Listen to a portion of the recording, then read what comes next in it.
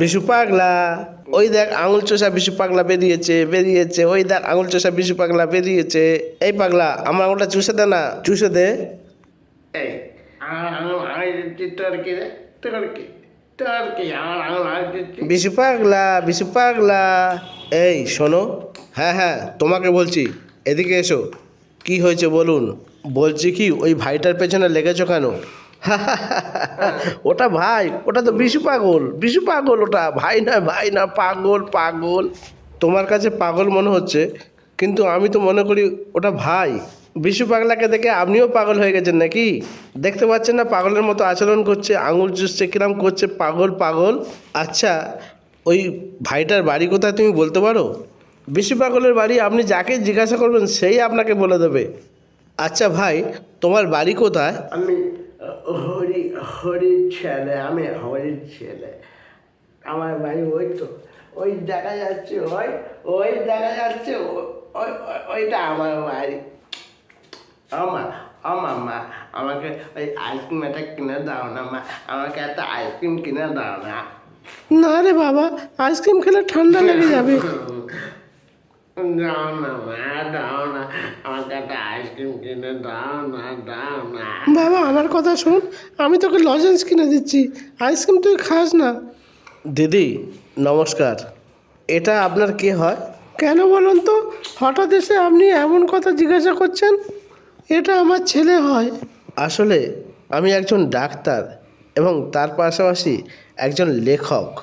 মানুষের যেরকম চিকিৎসা করি এবং তার কাহিনীও তেমন লিখি।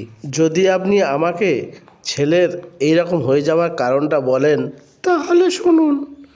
বিশু স্কুল মাস্টারি চাকরি পাওয়ার পর বছর 2 পরে তার বিয়ে ঠিক করা হয়। দেখো মা, দেখো বাবা, তোমাদের আশীর্বাদে আমি স্কুল মাস্টারের চাকরি পেয়েছি। আর আমি আশা করব তোমরা আমার জন্য নিশ্চয়ই ভালো মেয়ে খুঁজে দেবে। তোমরা আমার গুরুজন, তোমরা আমার কোনোদিন খারাপ দেখে দিতে পারো। এখন আমি আসি মা, বাবা আমি এখন আসি। কই গো রেডি হয়েছো? তোমার বাবা এসে পড়েছে অষ্টমঙ্গলেতে আমাদের নিয়ে যেতে। তাড়াতাড়ি এসো।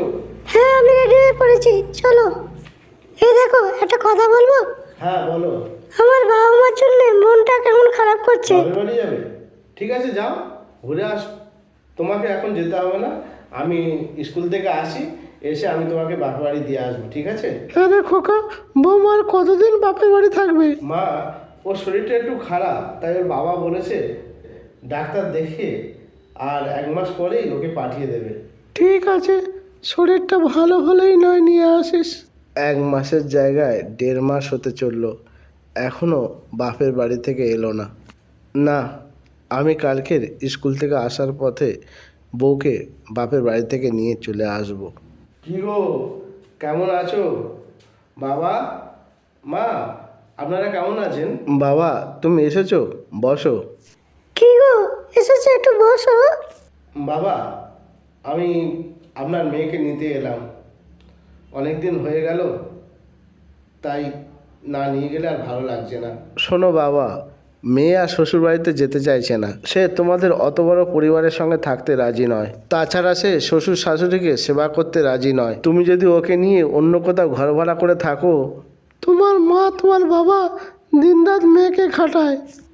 আপনারা বলুন তো, আমাদের বাড়িতেও থাকলো কতদিন? 3 দিনের দিন জোরে গেলাম, আবার অষ্টমঙ্গলা দিন গেলাম, তার 3-4 দিন পরে আপনি আর মা গিয়ে মেয়েকে নিয়ে চলে এলেন। তাহলে কি করে আপনারা ব্লেম দেন আমার বাবা মা আপনার মেয়ের ওপর টর্চার করেছে, সকাল সন্ধ্যে খাটিয়ে মারছে? এই দেখো তুমি বাড়িতে চলো, অনেক দিন হয়ে গেছে, 1 মাসের উপর হয়ে গেল। না আমি যাবো না। তুমি যাবে না? দেখো আমি তোমাকে জোর করবো, কিন্তু আমি কিন্তু জোর করে নিয়ে যাবো।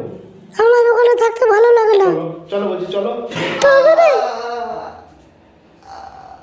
আমার সঙ্গে জোর করা।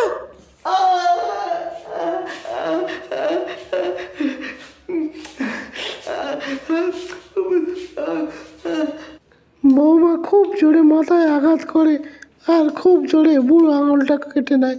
সেই থেকে ছেলে সব ভুলে যায়, আর সেই দিন থেকে সে এরকম আচরণ করতে থাকে।